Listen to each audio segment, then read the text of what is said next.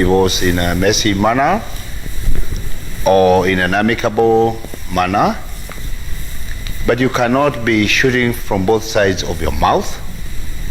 You cannot be supporting another political formation called the UDA, and at the same time you want to hang in there as Jubilee. I remember the last time they said if they're going to come out, they're going to make sure they're going to apply the Samson option. Samson decided after he got his strength back, after Delilah betrayed him in the temple, he decided to go down with everybody. It's like these guys want to go down with a full temple and kill everybody inside the Jubilee house.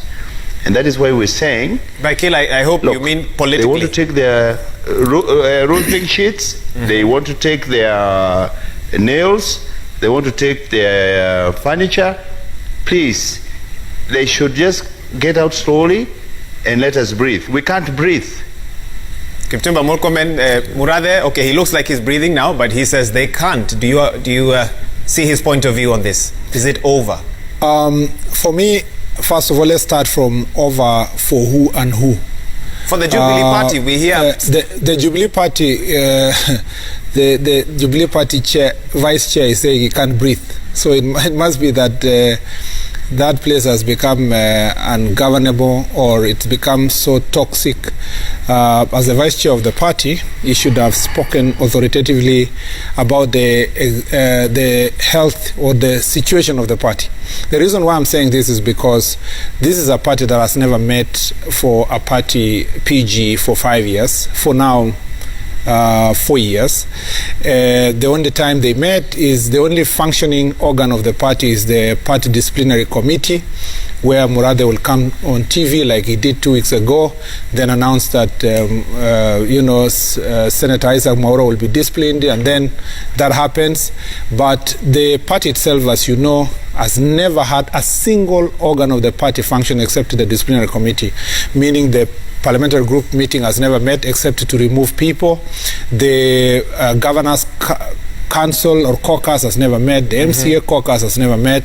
The National Executive Committee has never met. In fact, I used to be a member of the National Executive Committee up to the time I was removed in May last year, and it had never met until then. And I can say that authoritatively because if it had met, we would have been invited as members. But also from May to this time, I don't remember a day that the NEC has ever met.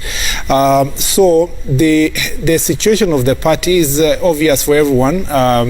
The party itself is unable to function. The party members are only on standby. The party members still have the vision, the hope, the future they wanted. On standby for what? On standby for what? Pardon? On standby for what? I'm saying definitely the party members are on standby to find out from their leadership what is the way forward insofar as the institution of Jubilee Party is concerned. But the vision and the dream of Jubilee is still being carried by so many Kenyans who voted for us and who still want to see a Kenya that we promised through the Jubilee Party, and who still want to pursue the unity of the country. So my position would be that the Jubilee leadership has failed the Jubilee members, because the Jubilee leadership, which is in charge of the organs of Jubilee and organizing meetings for Jubilee, has failed the members, but the members themselves still carry the vision. And as you can see, even in the Hustler Nation movement, the vision of Jubilee is still being carried there. And as a caucus at the moment, we believe that the things that we promised the people of Kenya as we came together as Jubilee should still be carried forward. David Murathe, one thing. No, let me just add something. I think. Hold on, Murathe. No, Wahiga. You had asked me something Wahiga, about. I think it's good to be honest here now, right?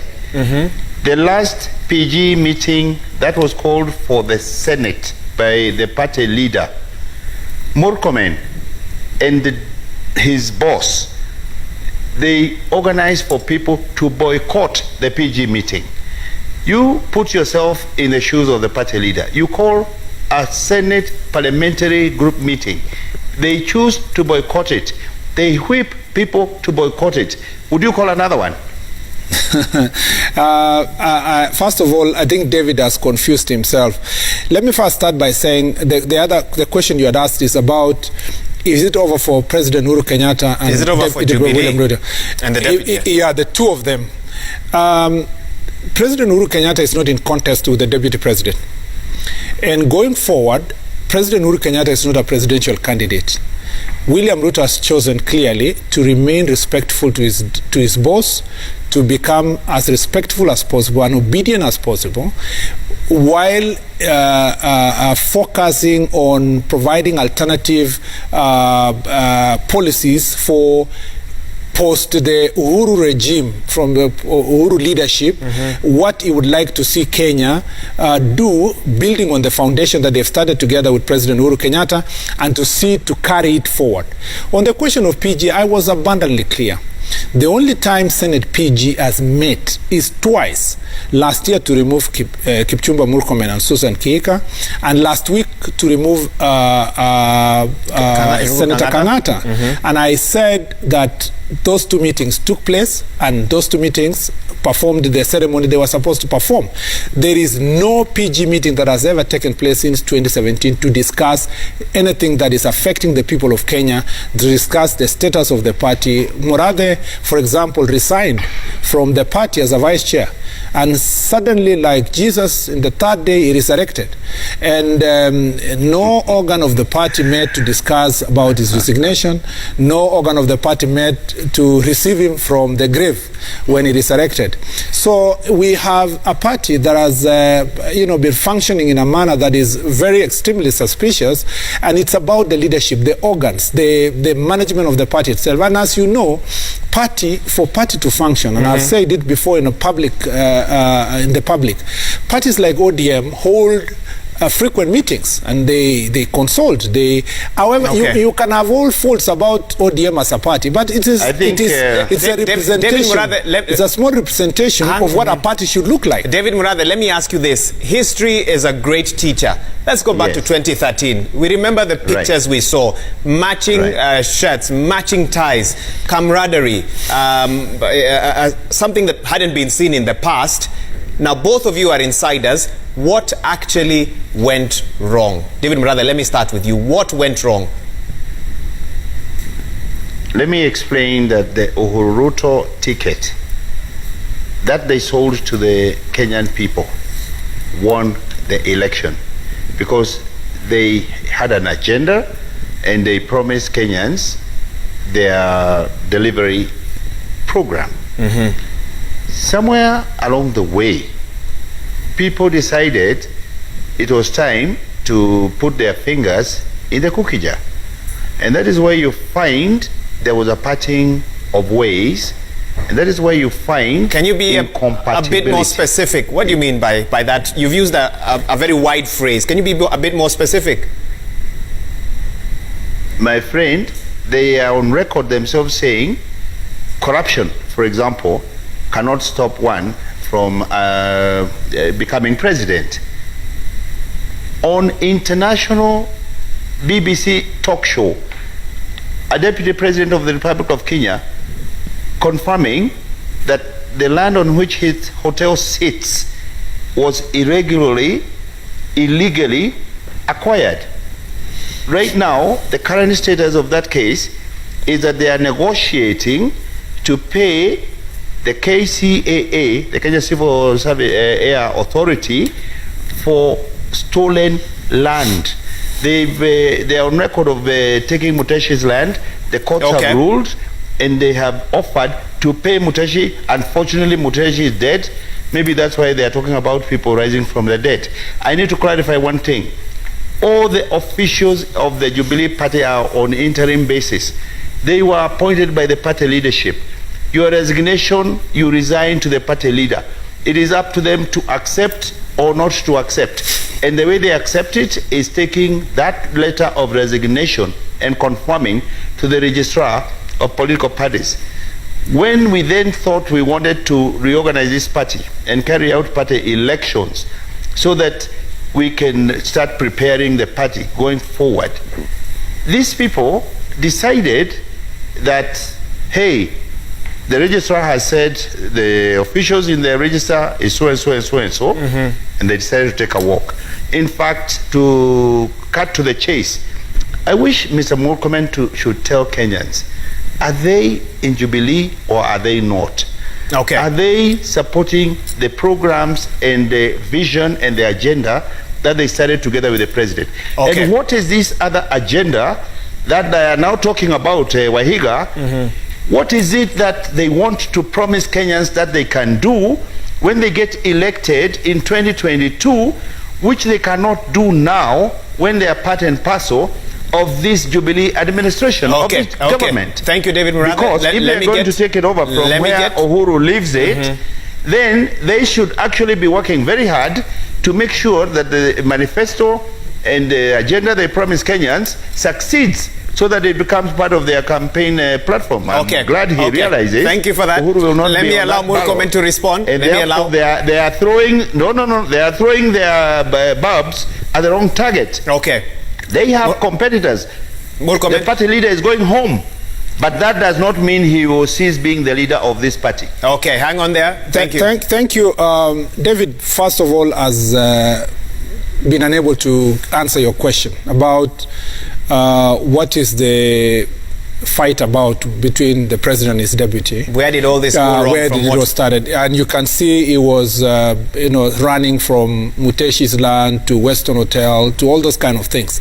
First, I want to remind Murathe that in 2017 elections, both in the first round and the second round, the president spoke over 10 times that yangu 10 ya Ruto 10, nimalize yangu 5 na huyu kijana. And I remember him using the word Kijana endelee from there. At that point in time, the Muteshi land issue had already been settled. At that point in time, the Western land issue had already been discussed.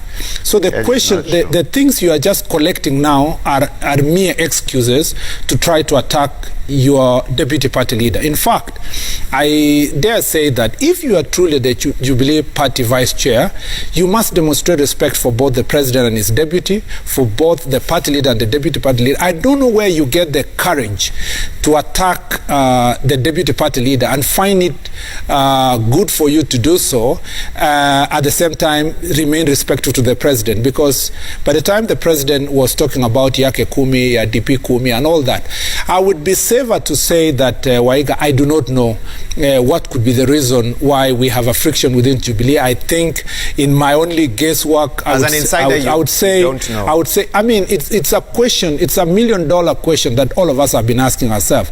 And I think there was possibly intermediaries, middlemen, people who came in between them who perhaps had different agenda. And this supposed fight was made possible because or guaranteed or secured by the handshake itself. But in terms of what exactly drove them apart or to create this scenario that we have, I can never tell you exactly what's the reason. David seems to be looking for reasons, but the reasons are ridiculous because they don't add up to the reasons, because those reasons existed before. And for the record, the deputy president has said over and over again, he never, in 2013, I was part of the lawyers who worked on the agreement between URP and TNA.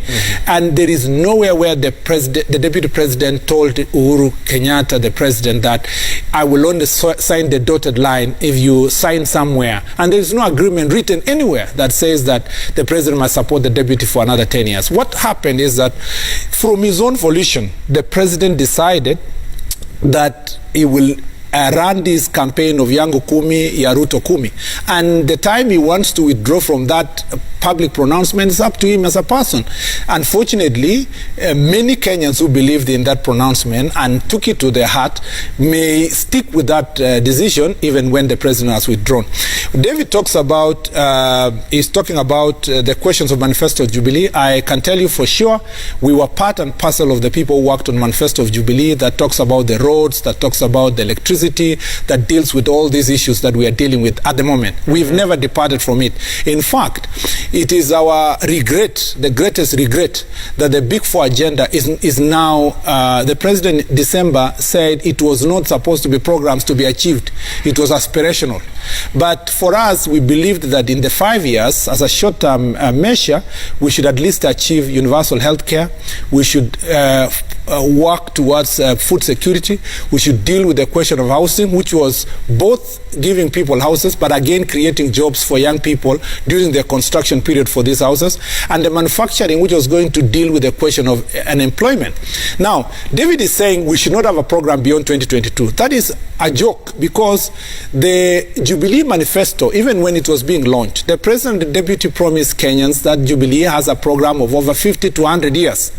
And the fact that the president has served with the deputy for 10 years does not mean that the deputy going forward, aspiring for office, should not also tinker his programs in a manner that responds to the present challenges of the people of Kenya. Any person, for example, who's running for presidency in 2022 must say something about how to recover the economy, how to deal with unemployment, how to deal with the question of COVID impact on the economy, how to deal with matters debt. You can't tell us that the Jubilee manifesto must remain static just because so that we say respect the president. The thing we must tell the people of Kenya and be honest is that once a government achieves a particular program for 10 years, there are things that we have achieved as Jubilee, there are things we've missed the target. Unfortunately, in the second term, our focus was too much into the politics of BBI. We spent a lot of time creating programs that destroyed businesses of people and all these kind of things, instead of focusing on the Big Four agenda. Okay. And that distraction is what we are promising, that the river must be returned to its course. Okay, let me get a response from Murathe on this. And Murathe, I trust you can still hear me. Let me ask you this. In your earlier statement, you said there were some members who had their hand in the cookie jar. If we are to buy that argument, where were the organs to protect the country's finances at that time? Where was the president, for example, and his men, if what you say was happening was actually happening? They have been manipulating the courts, for example. They have the files are ready for prosecution. Then they have politicized this, and I can tell you one of the reasons this guy is against the BBI is because it puts certain timelines in the constitution that some of these cases have to be dealt with within a certain time frame, 1 year maximum. Today, you can drag out these kind of cases forever in court, even when they are open and shut cases. Like my friend Murkomen says, some of those cases were dealt with over time, like the Muteshi one, where they were found guilty and they offered to pay. But actually that is not even the issue. The issue is if you had a manifesto and you had an agenda and you promised Kenyans certain things. Wheelbarrows, for example, were not part of the Jubilee manifesto. I don't know where they got it from.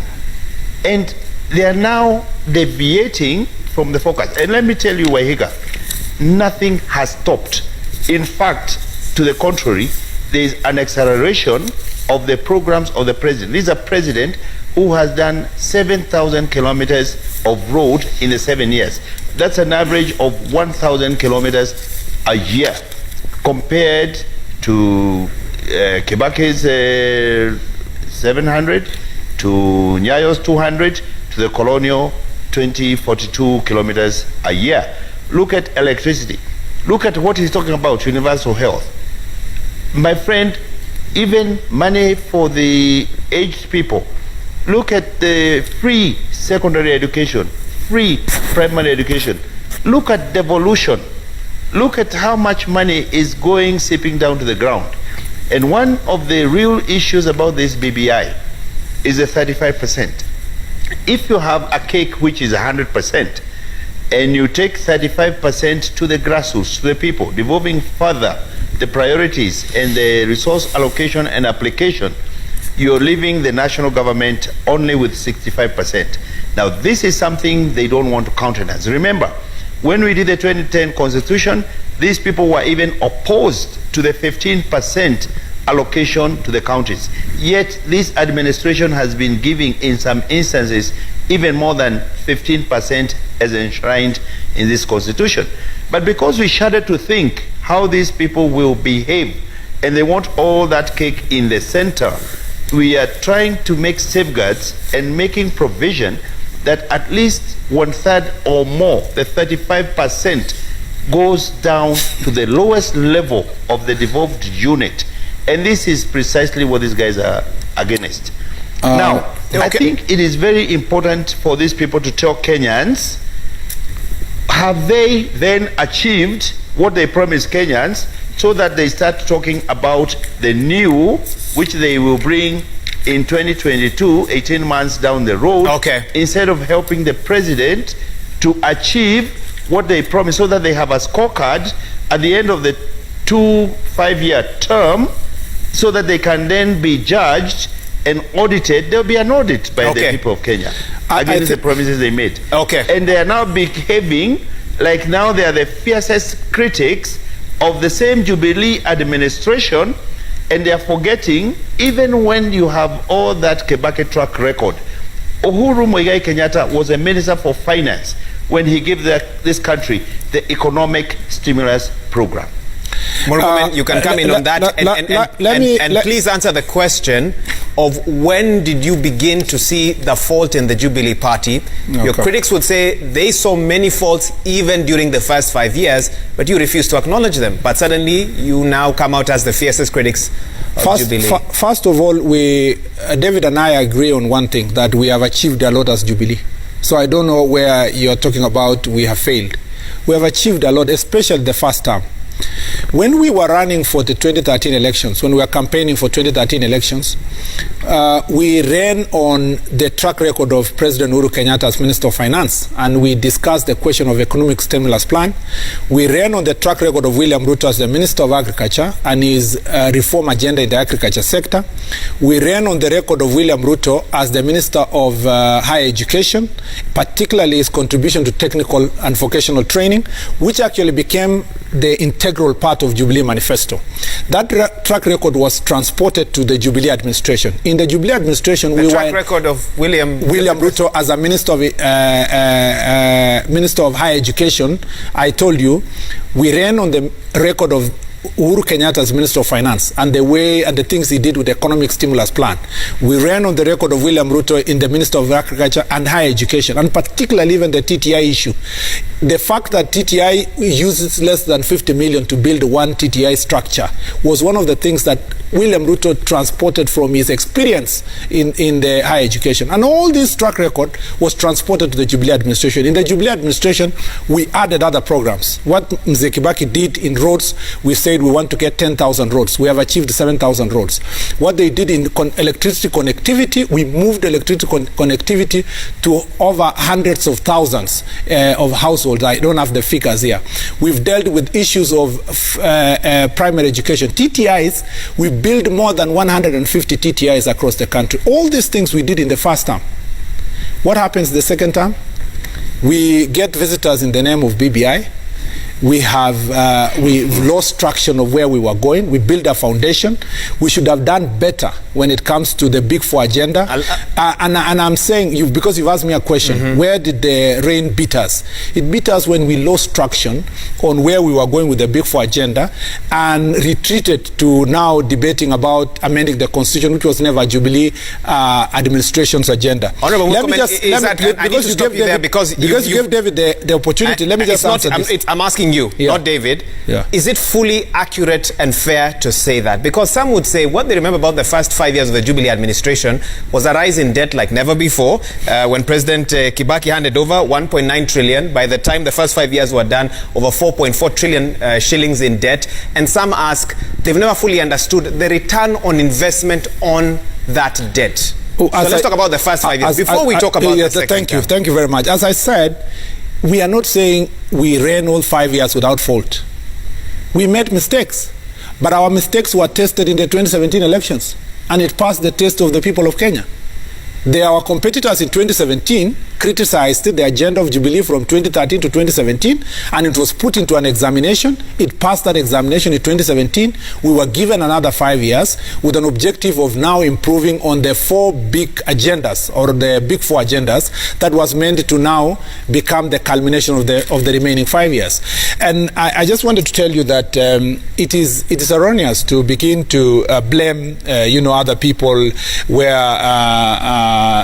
Murathe is talking about, these people are against the corruption, or our plan in Jubilee was to increase the number of judges in the country.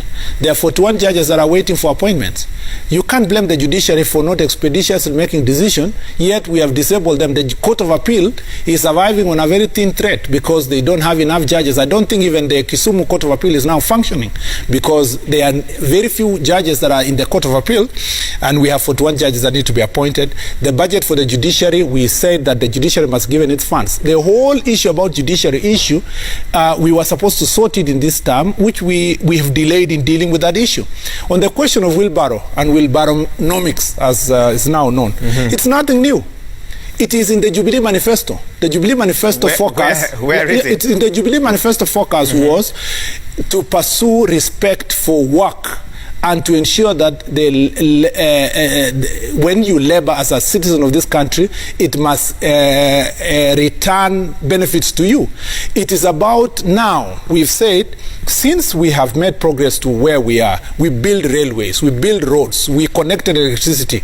It is now time that we go back to build the economy from the grassroots, from the top, from the bottom to up, in the sense that we need to ensure that we give impetus to small businesses in the country. In the past, we used to talk about medium-sized businesses, and that manufacturing and big businesses are going to employ young people across the country. Now we've said we want to move from that to empowering the plumbers, the mamambogas, the wheelbarrow people, the border people, and move them from grassroots up.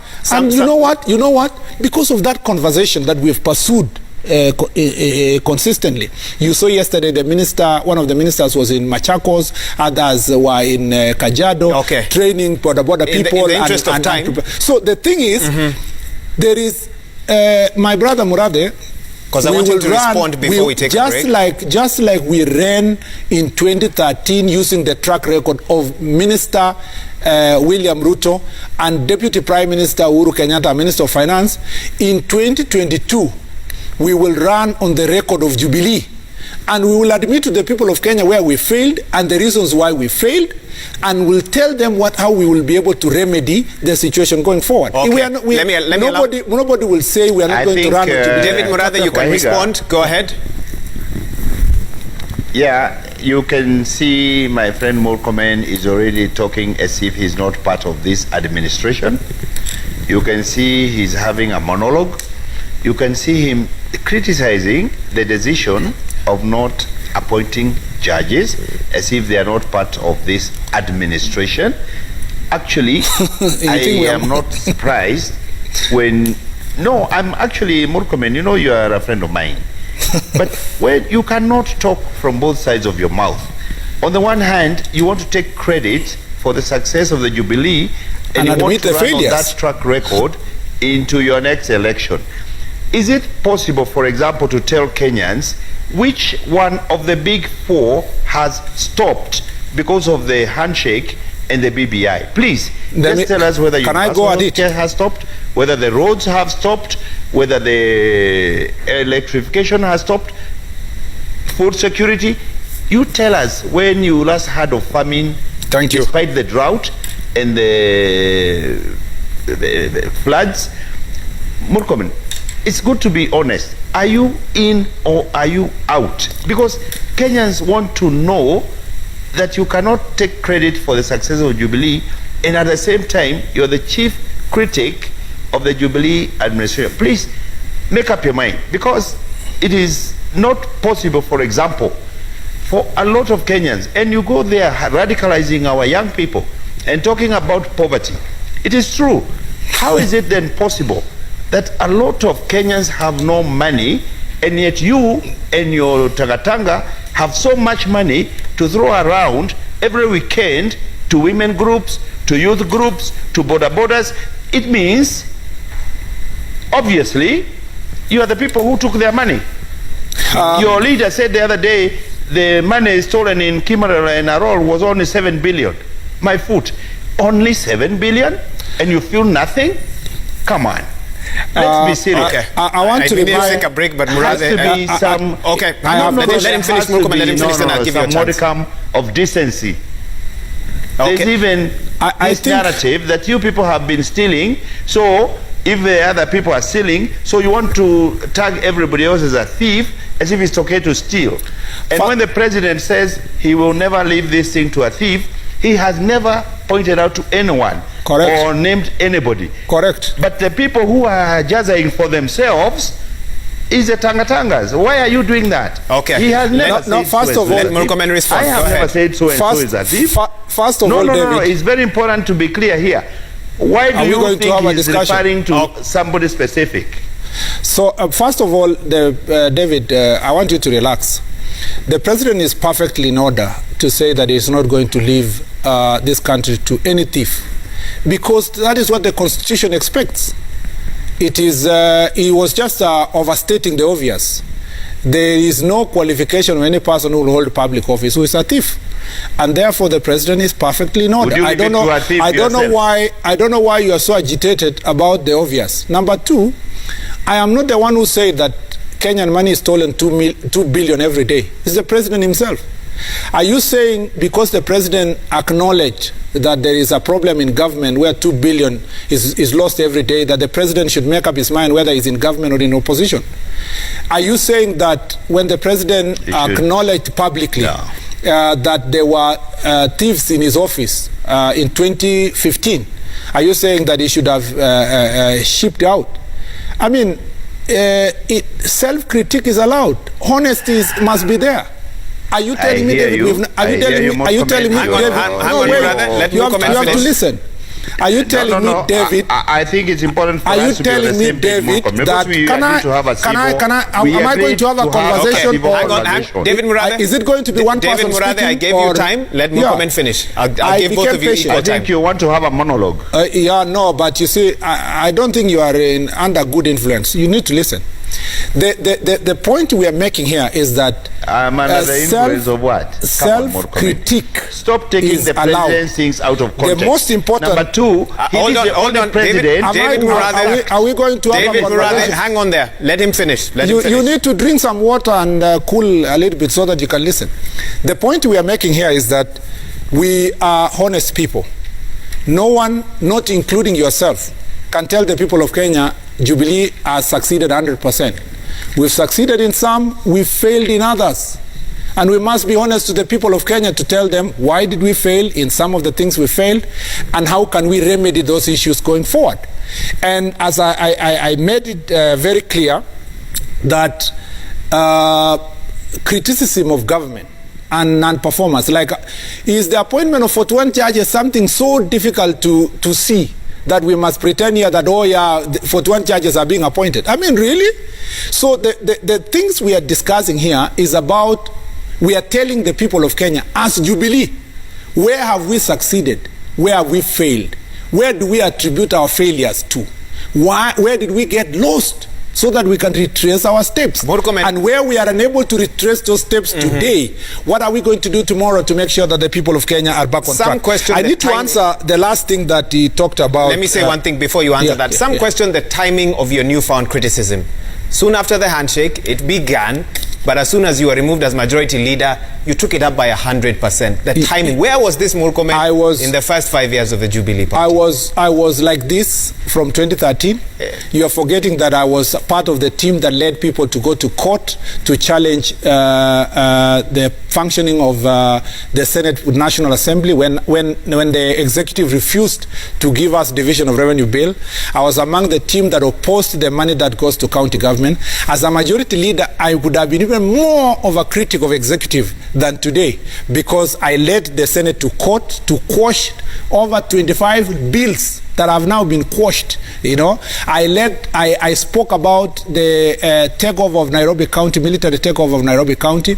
I spoke about the unfair removal of people from Mau Forest. I spoke about the pretentious fights that were called fights against corruption that were only targeted on certain individuals. So you can't say, Mwaura, you are not in Kenya. And yet the security amendments recently, in fact, recently, since my removal, I have been as harmless as a dove. Where was your voice during the passing of the Security Amendments Bill 2014, part of which was that is a very struck off by the judiciary? That is a very good question. I supported Security Amendment Bill 2014, and I will still support today if it was brought to the chambers. It was a good law. We were using that law to fight terrorism. All the provisions that we passed in 2014, I stand by them. I defend them. Sometimes I get people on social media or in public saying, oh, is this the same Murkomen who supported Security Amendment Bill in 2014? Yet, they can't tell me what section they have a quarrel with in that Security Amendment of 2014. I have no regret about it. Gentlemen, let's take a quick break. When we come back, we need to take this discussion forward. What does the future look like for Kenyans watching from across the country, dare I say across the world? They want to know, what will the next 1.5 years look like? Can they trust that the party can steer the ship till the next general election and deliver on the promises that were made? We want to get into that when we come back. You're watching Newsnight. But Wahiga, before you go, I think it's important for Murkomen not to take things out of context. You're going to have to be brief then. It is true that the president said 2 billion shillings a day. That is 760 if over the 365 days. They don't even collect that thing. It means nothing would be happening. So if there is a mishap or a mispronunciation that 2 billion shillings is spoken a day, now that is the campaign they have taken to the field, it means 735 billion is stolen a year. They don't even collect that kind of money in order to pay salaries, in order to do the development projects. I am not the president, I can't question him. Activities that they are doing. But they are also talking as if, like in terms of the appointment of the judges, they are not part of this government. Are you saying the presidency, which has a president and the deputy president is saying appoint, and the president is saying don't appoint? Come on. I don't know. We have one government. And that's why the president was asking the other day, do we have two governments? Just my answer is very straightforward. But first of all, you need to appreciate that I am not the deputy president. Number two, the responsibility to appoint judges is for the president. And when we criticize a decision that our government has failed in appointing judges, it will be now upon us to go and sit somewhere and make the determination as to who is at fault in the failure to appoint those judges. So you can't tell me that I should bury my head in the sand in the hope that 41 judges will just appoint themselves. Number two, it is not a contest, as I've told you. There is no competition between the president and the deputy president here. When Jubilee is criticized, it includes me and you, Murathe. So we don't pretend to think that you will escape criticism or I will escape criticism because the president failed. We'll have to answer questions about why did we elect a president who failed. Number two, you have raised me issues about 2 billion shillings that are lost every day. Now you want to tell me that the president lied. I'm not the president. I don't run executive. If you know the truth, he said you were misquoting. If you know the truth, if you know the truth that is not the truth, why don't you just come to public and say the president has sent you to say please correct that statement? I didn't mean it. Gentlemen, let's take that break. We're going to have to take it now. When we come back, what is the way forward? Thank you so much for your feedback. Hashtag is Newsnight, SMS line 22422. We take this conversation forward when we come back.